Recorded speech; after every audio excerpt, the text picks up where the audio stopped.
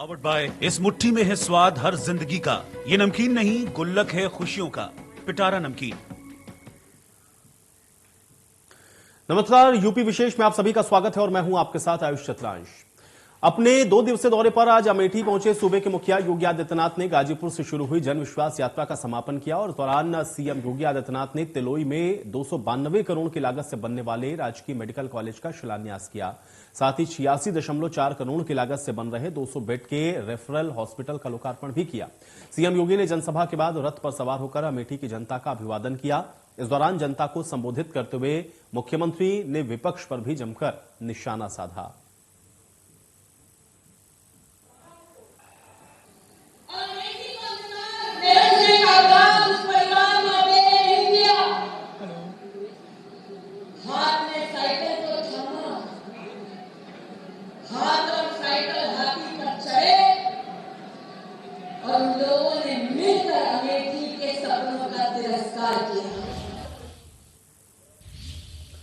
तो अमेठी में सीएम योगी आदित्यनाथ का अमेठी का दौरा पूरा। जन विश्वास यात्रा में शामिल होकर के जनता का अभिवादन किया स्वीकार। मंत्री स्मृति ईरानी और प्रभारी मंत्री मोहसिन रजा भी इस दौरान रहे मौजूद। अमेठी से लखनऊ के लिए इसके बाद सीएम हुए रवाना।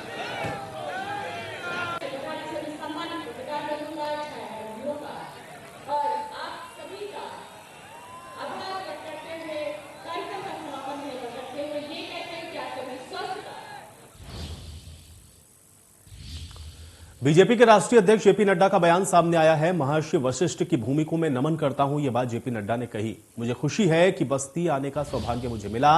बस्ती की क्रांतिकारी लोगों को मैं नमन करता हूं। पिछली सरकारों ने बांटने का काम किया और आज भी बंटवारे की राजनीति होती है।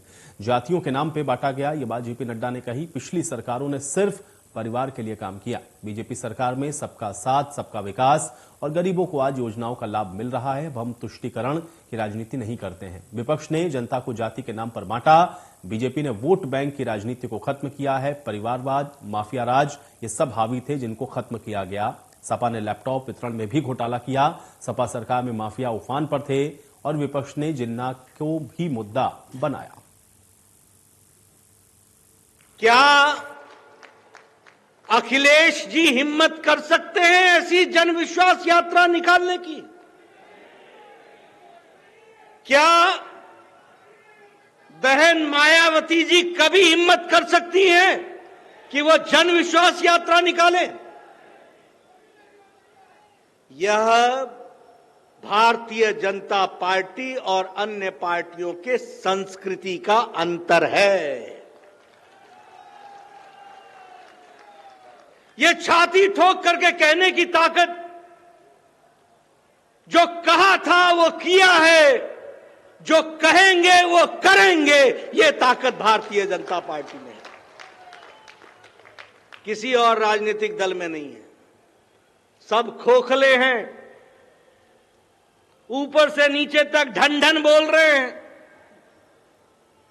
अपने ही नेता, अपने ही ताली, अपनी ही कवाली,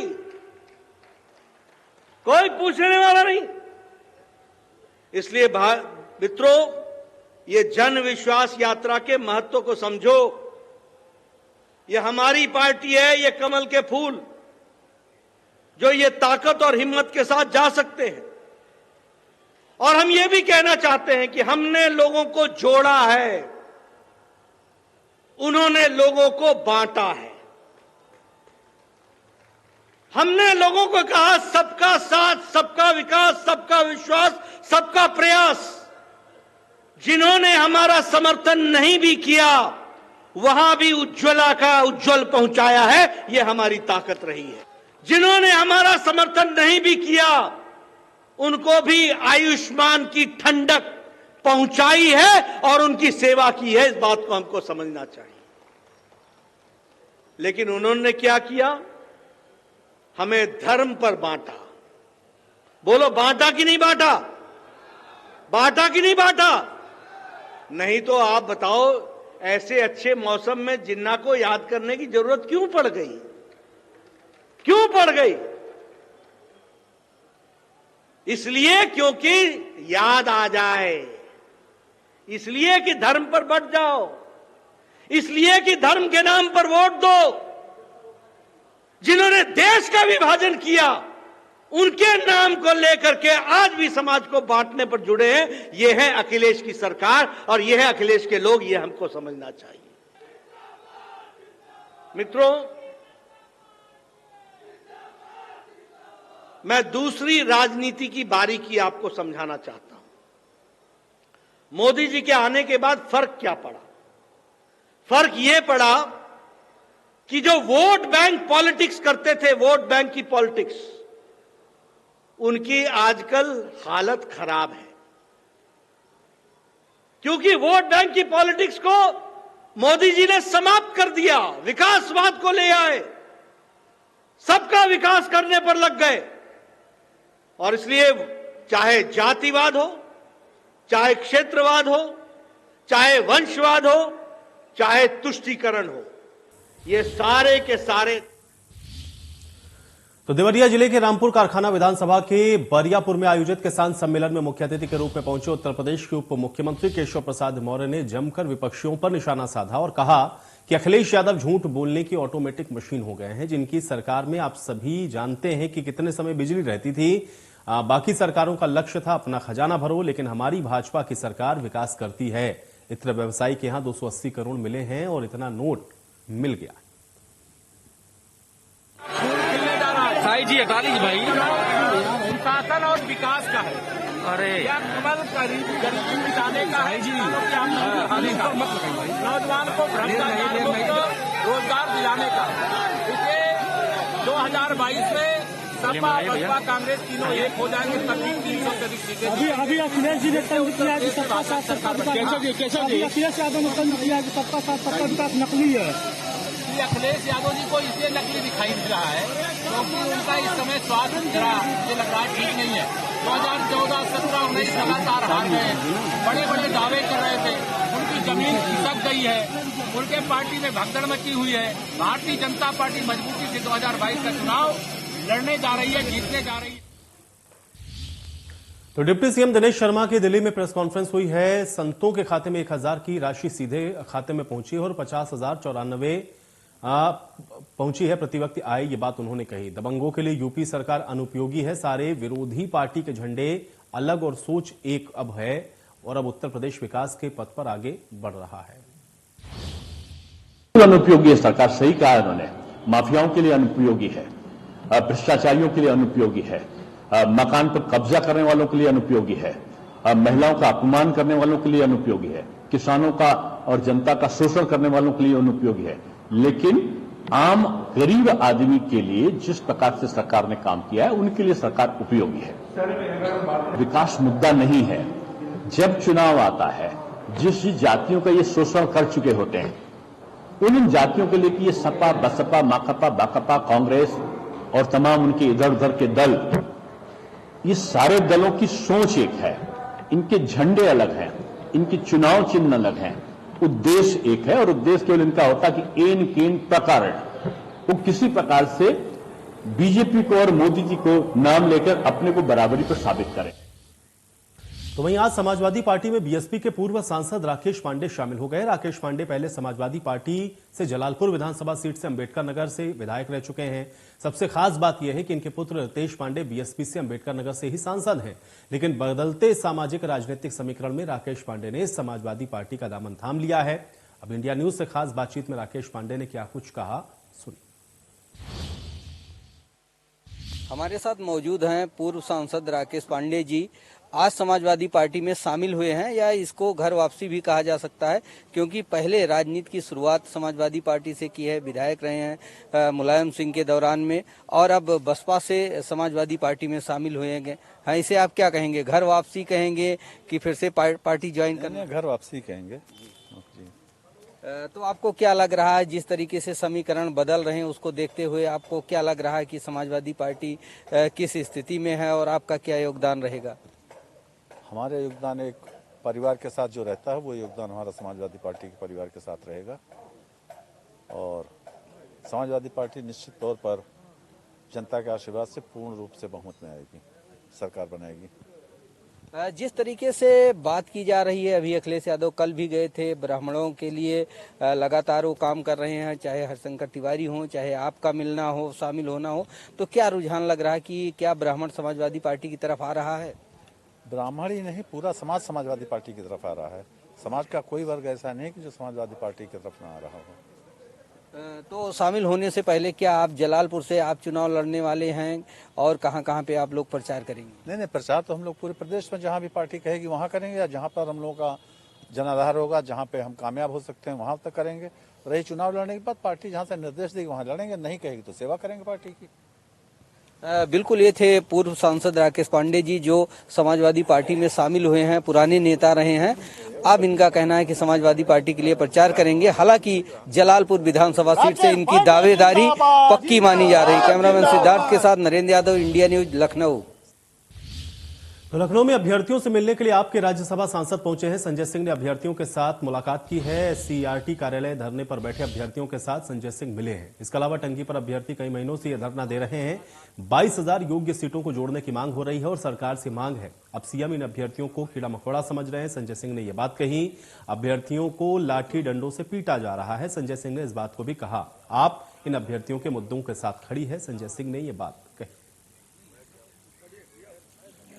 देखिए, पिछले कई महीनों से ये बेरोजगार युवा, हमारी बहनें, ये लोग धरने पर बैठे हुए हैं। और आप देखिए, ये जो पानी की टंकी है कितनी खतरनाक है, और इस पे 100 दिन से भी ज्यादा का समय हो गया। एक बहन शिखा पाल, वो यहाँ पे धरना दे रही है। और ये हालत है उत्तर प्रदेश की राजधानी लखनऊ में, जहाँ पे पूरी की पूरी सरकार बैठती है, इनके सारे मंत्री बैठते हैं, सारे विधायक इनके यहीं पे रहते हैं। ये रो रहे हैं, चीख रहे हैं, चिल्ला रहे हैं, अपना घर बार छोड़ के पड़े हुए महीनों से। इनसे कोई बातचीत करने नहीं आया। इन पे लाठियां मारते हैं, मुकदमे लगाते हैं, जेल भेजते हैं। इनको कीड़ा मकोड़ा जानवर समझते हैं इन बेरोजगारों को। पार्टी पूरी तरीके से इनके मुद्दे के साथ है और मैं पहले भी यहां पे आ चुका हूं। मैं आदित्यनाथ जी से कहना चाहता हूं, इनके मुद्दों का समाधान कीजिए। चुनाव के पहले आप सबकी थोड़ी बहुत सुन रहे हैं, कम से कम इन लोगों की भी सुन लीजिए। तो मैनपुरी में बीजेपी सांसद का सीएम योगी को पत्र। और हरनाथ सिंह ने सीएम योगी को लिखा पत्र। सीएम योगी से किया ब्रज क्षेत्र से चुनाव लड़ने का आग्रह। पत्र पर कैबिनेट मंत्री रामनरेश अग्निहोत्री का बयान, चुनाव लड़ने का आग्रह स्वागत योग्य है। रामनरेश अग्निहोत्री, अच्छा होगा मथुरा या ब्रज के किसी क्षेत्र की सीट से चुनाव लड़े, जनता अपार मतों से उन्हें विजयी बनाएगी। रामनरेश, बहुत अच्छा सुझाव है, मैं स्वागत करता हूं। माननीय मुख्यमंत्री जी तो प्रदेश की किसी भी सीट पर लड़ेंगे, वहां अपार बहुमत से विजयी होंगे। और अच्छा होगा कि अगर वो मथुरा से लड़ें या ब्रज क्षेत्र की किसी भी सीट से लड़ें, तो उनका स्वागत है। और हमारे ब्रज क्षेत्र की जनता भारी बहुमत से मुख्यमंत्री जी को विजयी बनाएगी, ऐसा मुझे विश्वास है।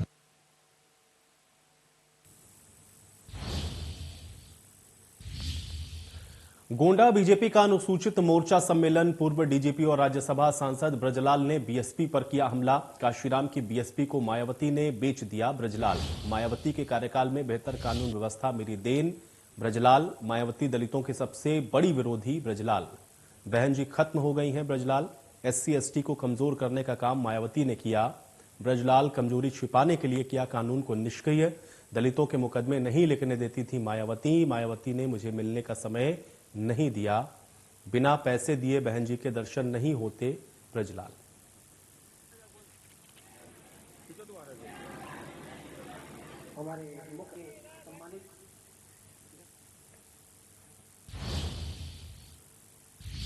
महात्मा गांधी काशी विद्यापीठ के 43वें दीक्षांत समारोह के मुख्य अतिथि राज्यपाल माननीय आनंदीबेन पटेल रही हैं। महात्मा गांधी काशी विद्यापीठ का 43वां दीक्षांत समारोह आयोजित किया गया। विद्या परिषद और कार्य परिषद की बैठक में कुल 73,579 विद्यार्थियों को उपाधि इस बार दी जानी है। दीक्षांत समारोह में 61 मेधावियों को 71 स्वर्ण पदक और इसमें स्नातक के 16 और स्नातकोत्तर के 45 विद्यार्थी शामिल हैं।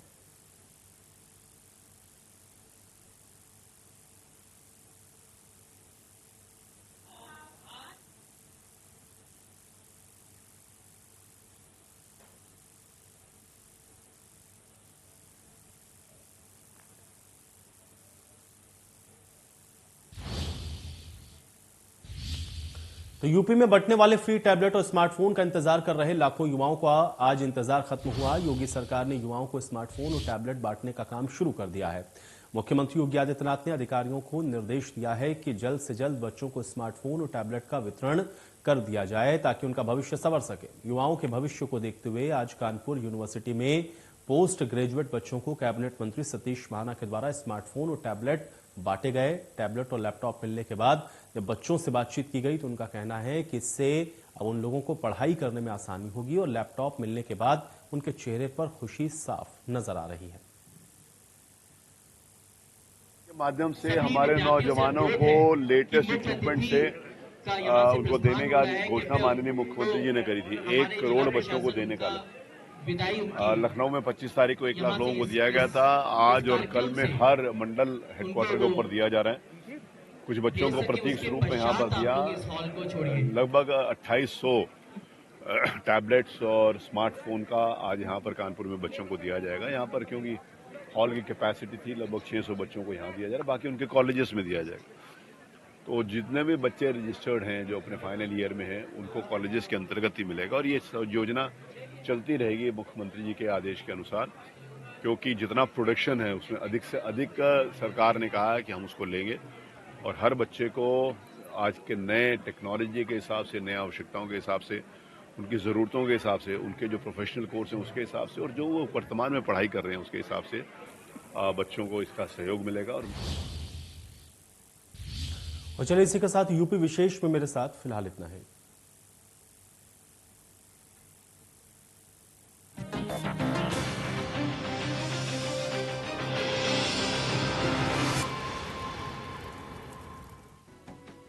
पावर्ड बाय, इस मुट्ठी में है स्वाद हर जिंदगी का। ये नमकीन नहीं, गुल्लक है खुशियों का।